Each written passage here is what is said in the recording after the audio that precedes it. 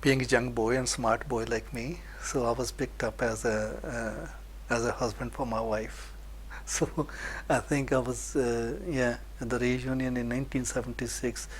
Um, Obviously, in our families and our culture, there's arranged marriages, and so there were dad's friends and a lot of people who used to meet dad, and they thought that, oh well, I was 20-year-old, so I was well. They asked my dad that uh, what he's going to do when he go back to India. Why doesn't he stay here? And my dad used to come every 2 years for all the reunions, and he used to stay with us in Scotland, in Glasgow. I was in England, in Leicester, in 1976. That's where I got married, but I couldn't find a job.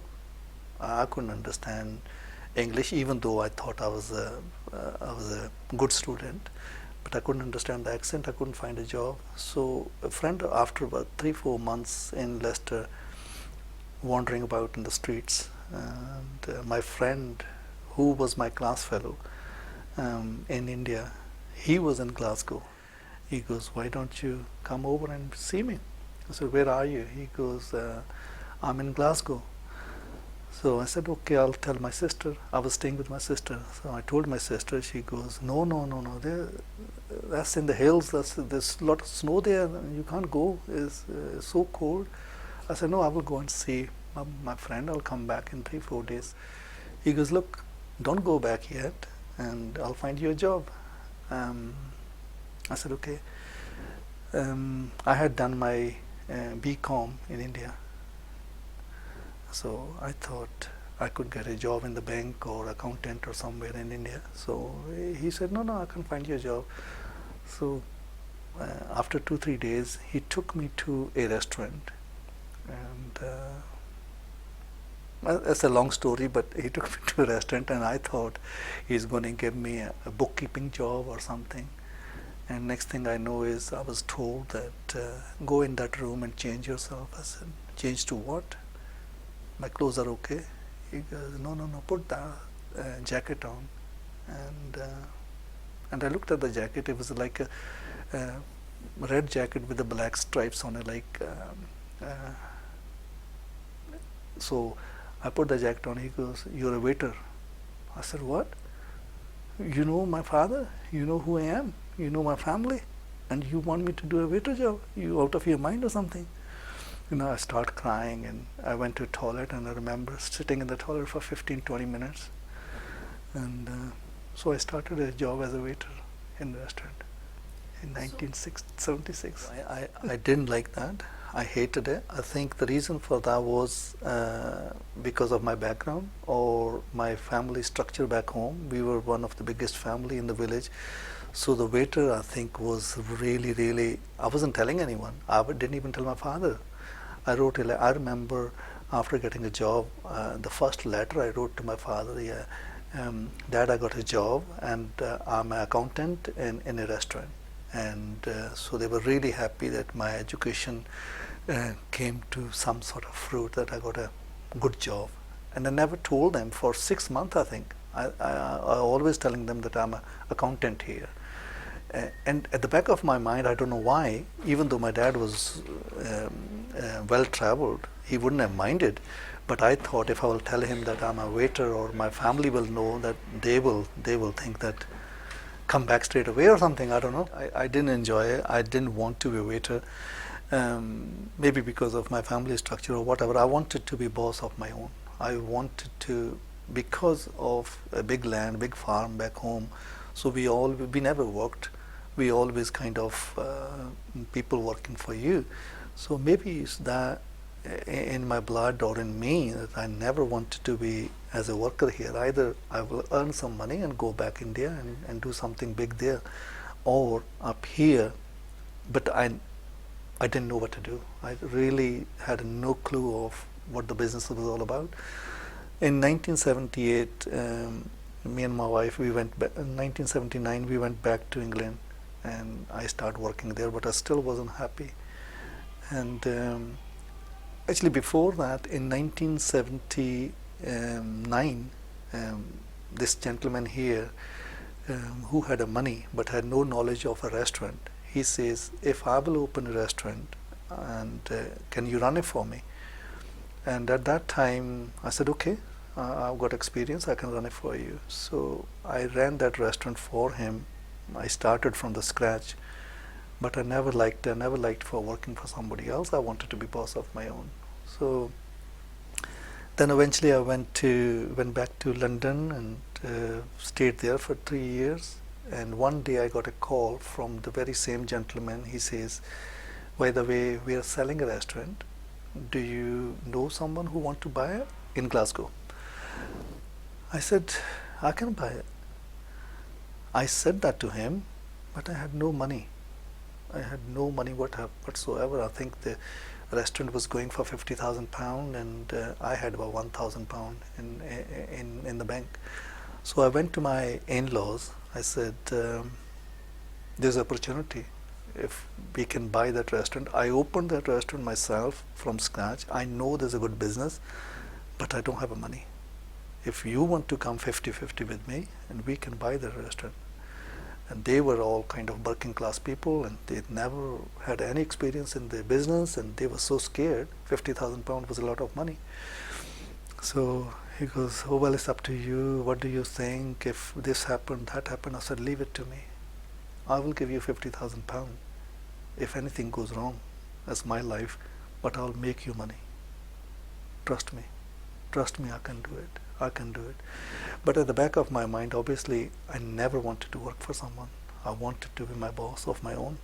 And so that drive, I think, that courage and that determination, I convinced them. I wasn't scared. I wasn't scared because I had a belief in myself. I'm going to do it. I will do it. So we bought that restaurant in 1983. What's the name of the restaurant? It's a Punjabi Indian restaurant. And so after 5 years, I was really successful there, and I bought at the same time my wife was at home. She was getting bored, and I said, you don't need to work, it's okay, we got enough money. She goes, no, but I want to do a job. I said, no, don't do a job, we'll do some other business. So I opened a post office I bought a post office for her. So we ran that for 28 years. So we had both businesses, a restaurant and a post office. And that was my success story. To start a business, I think if I look back now on my life, I think what made me a successful businessman, you can say, is that belief in yourself. I believed that I can do it. I thought that there was no doubt in my mind. If this happened, that happened. No, I just went for it. I'm going to do it, and I will be there. There's no doubt at all. I think that's most important. Sometimes people go into business and they have 20 questions. What if this happened? What if that? Oh, this is not right. This is not right. I think once you've done your groundwork, then go for it. Obviously, you got to know the business where you're going. You can't go into any business somebody else tells you, or some other forces are deciding for you that this business, oh, everybody's going that way, you go that way as well. No, you got to trust yourself. You got to have this drive, and you got to have a faith in you, and you got to have a knowledge of the business you're going for. Glasgow, Scotland is full of opportunities. I think the community, you will find people talking negative and things like that, but still I think the people still lovely people here, whether with my experience, whether they're Muslim, Hindu, Sikhs or whoever, or even Scottish people. People are more friendly here than down south. Definitely more friendly, really friendly. If you will go maybe top layer, people will have a different opinion, but when you go into the deeper layer, people are friendly. First of all, I'm a Sikh, then I will say I'm Punjabi, then I will say I'm Indian. Scottish, I don't know whether even though, actually it's a very, very interesting question, even though I live in Scotland, But somewhere in the little corner of my heart, I still think that I belong to my village. I belong to that land. We still got a farm there. Um, Even though I know 100% that I won't leave Scotland, my ashes will go back home. I will never go. But I don't know, deep down somewhere in my one corner, I think that I belong to that land. Now I am a director at Awaz FM, and radio is my hobby. And more than hobby, actually, when I first started, I thought there was a lot of this hatred in the communities, Hindu, Muslim, Sikhs and all that. And I thought, being a presenter, I can give this message. I can unite community. I can tell people that, I had a lot of, still got it, still is in me, that I can change the world. I can change Glasgow. I can change people's opinion about Glasgow. I can change people's opinion about each other. In my show, 3-hour show on Friday, I tried to do that. How successful I am, I don't know, but my intentions are always through radio, uniting the communities. I want to do that till my death. I don't know whether I will be successful or no, but I would love to. I would love to. People think that before you are Muslim, before you are Sikh, before you are Hindu or whatever, you are insan as well. You got the same blood inside, you got the same heart and everything same eyes, nose, everything is the same. Why this hatred? I don't understand. Wish I could change it, and I tried to.